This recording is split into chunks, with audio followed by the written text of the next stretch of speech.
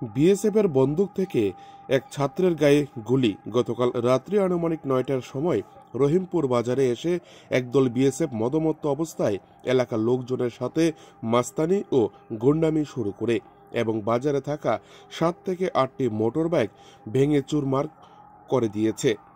বাজার তারকাটা বেড়া থেকে ৫০০ মিটার ভিতরে, কিন্তু বিএসএফ এখানে এসে কেন দাদাগিরি করছে তাকে জিজ্ঞাসা করার আগেই সে এই তাণ্ডব করে বসে। পরবর্তী সময় রাবার বুলেট মেরে দেয় বাজারের মধ্যে। এতে ১০ম শ্রেণীর এক ছাত্র ইমন গুরুতরভাবে আক্রান্ত হয়ে এখন জীবিতে চিকিৎসা চলছে।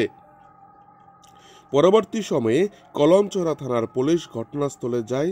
তাতে এলাকার মধ্যে আমজনতা ও বিএসএফের মধ্যে থমথমে পরিস্থিতি হয়ে আছে। যে কোনো সময় বড় ধরনের কোনো ঘটনা ঘটে যেতে পারে বলে আশঙ্কা করা হচ্ছে। বর্ষনগর থেকে নিজস্ব প্রতিনিধি রিপোর্ট, টিভি 100 বাংলা।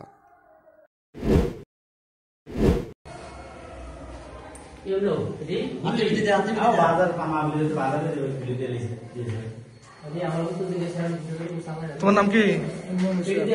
তোমার কে গুলি দিছে? পুলিশে মাহফিলে যাইতে লইছিলাম বাইক দিয়ে, বাইকটা নামাইয়া গুলি করে বাইক থেকে ভেঙে গেছে। বিএসএফ এ? তোমার বাড়ি কোন জায়গা? রহিমপুর বাজারে নিচে।